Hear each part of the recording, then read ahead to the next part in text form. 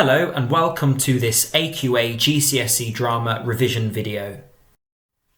In this video we will be looking at section B of the written examination, which is the study of set text.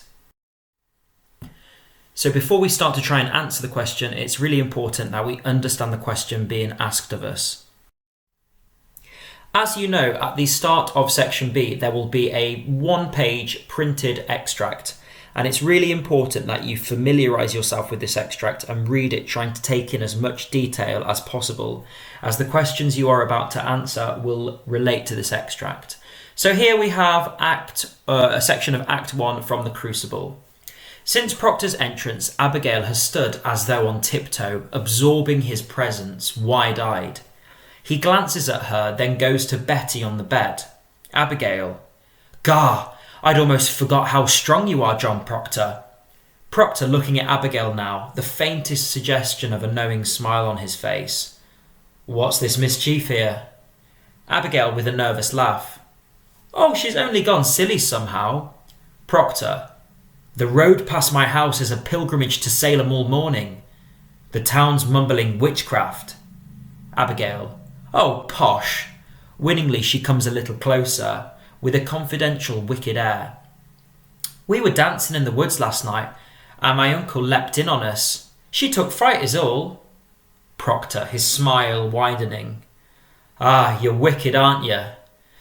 A trill of expectant laughter escapes her, and she dares come closer, feverishly looking into his eyes. "You'll be clapped in the stocks before you're 20.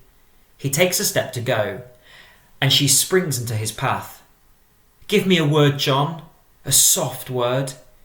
Her concentrated desire destroys his smile. No, Abby, that's done with."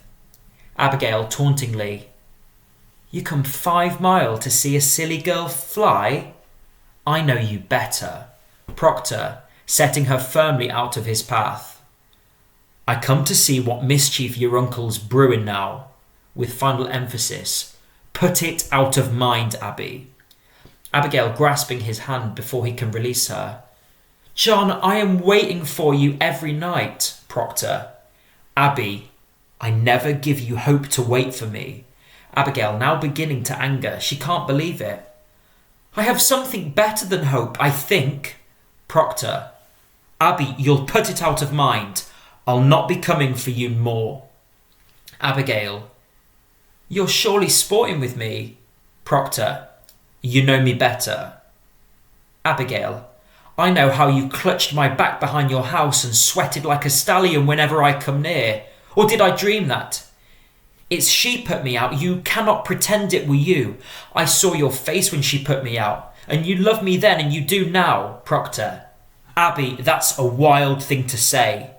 Abigail: "A wild thing may say wild things, but not so wild, I think. I have seen you since she put me out. I have seen you nights." And that's the end of the extract there. So we're looking at question 5.2 today, which is the 8-mark question. And here's the question. You are performing the role of Proctor. Describe how you would use your vocal and physical skills to perform the line below, and explain the effects you want to create. Abby, you'll put it out of mind. I'll not be coming for you more. And this is an 8-mark question. So we've looked at the question there, and there are 2 command words in the question. The first command word is describe. And as you know, to describe is just to set out characteristics. And when we're thinking about this question, we're setting out how we might use our vocal and physical skills in order to perform the line. And then we're asked to explain, and to explain is to set out purposes or reasons. So to explain, we're giving the reasons as to why we're selecting particular vocal or physical skills in order to perform the line. So we're giving our reasons, we're giving our rationale here. So as you're going to answer the question, you need to think specifically about the effects that you're trying to create. You might be trying to create one effect, you might be trying to create a series of effects, but you need to be really explicit and clear with the examiner about the effect that you're trying to create with the line. So here's some possible examples. Maybe you're trying to show that he is trying to persuade himself that he is over Abigail. Maybe you're trying to show Proctor's outward morality. Maybe Proctor's trying to respond harshly to Abigail in an attempt to put a stop to her flirtations. Perhaps you're trying to reveal his self-hatred over their affair. Or maybe to show that Proctor is weighed down by his guilt. Or you might just want to show that Proctor is a blunt-speaking man. So be really specific about what you think the character is trying to do and what effect as an actor you are trying to create for the audience here. Once you've thought about your effect that you're trying to create, you need to remember your vocal and physical skills. The question is asking you to look for your vocal and physical skills here. So vocal skills, we've got accent, volume, pitch, that's how high or low you're speaking, pace, how quickly you're speaking, intonation, emotional range, tone of voice, so that's kind of the emotional sound of the voice, emphasis, pause, the quality of the voice, how the voice sounds, inflection, and the rhythm. So think about these, and it might be worth just listing these, and putting a cross through it when you've ticked, or maybe ticking some off, so you can speak specifically about some of these vocal skills. And then also you've got the physical interpretation of the character. So how you might use the space and Proctor's kind of spatial relationships with Abby. Again, the stage directions talk quite specifically about how you're using the space. You may wish to refer to that briefly in your response. Your use of body language, your posture, your gesture, so how you're using your hands, your facial expression, gait, which is the way the character walks, use of eye contact or withdrawing eye contact, how you might be using levels, the energy that you put into your movement, or the direction that you move. So remember, think about the specific vocal and physical skills, and you need to be really, really specific in your response. So just a reminder, here's our question. You are performing the role of Proctor. Describe how you would use your vocal and physical skills, so tell us how you're going to use your voice and your physicality to perform the line below and explain the effects you want to create. And the line is, Abby, you'll put it out of mind. I'll not be coming for you more. 8-mark question. So now we know the question, we've thought about how we're answering the question, we need to think a little bit more now about how we're going to structure our response to the question. So I would suggest that you work through the line logically and you go through it in order. So look at how you'd answer the first bit, then the middle bit, then the last bit, okay? So it makes sense to go through in a logical order. And I would suggest for this 8-mark question, you might want to include at least 6 descriptions of how you would use your vocal and physical skills.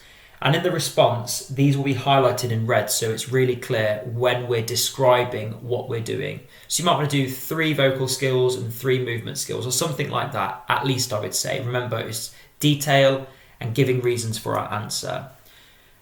And talking about giving reasons for our answer, we're going to explain each point we make, showing understanding of the play and the character relationships. So we're explaining what we're doing, and we're explaining the reasons why we're selecting these vocal and physical skills, okay? And it should really reveal here your understanding of the character you're portraying and their sort of how they sit within the wider play. So now we're going to bring it together, and I'm going to give you an example, an example of how this might come together within the exam. When performing the line, Abby, you'll put it out of mind. I'll not be coming for you no more. I would ensure that my tone was harsh and that my pitch was low. This would imply the severity of the situation and Proctor's fear of tarnishing his good name with the sin. So here the student has spoken about the tone of voice and also the pitch of voice, and then straight after it said, this is why I'm going to select a harsh tone and a low pitch. I would emphasise the word not by increasing my volume and slashing my hand in the air between us as if cutting her off. This would imply Proctor's strength of will, a theme that follows his character throughout the play. So again, here we've looked at the vocal skill of volume and using volume in order to create emphasis on the word not. And then we're at the same time thinking about doing a physical gesture of slashing my hand in the air. So here, this is kind of being quite descriptive about what we would do. But then also we're starting to think of Proctor's character and Proctor having, a strong will, and we're thinking about this being consistent with him throughout the rest of the play. So the student here shows an understanding of Proctor's character. I would also physically move away from her and turn my back. By creating this distance and isolating the two characters, we can see how hard this is for both parties. So giving a reason as to why Proctor's moving away and why he's turning his back on Abigail. It also implies the loneliness they both feel in this Puritan community, as both Abigail and Proctor don't fit into the role they've been told to play. Abigail isn't obedient, and neither is Proctor.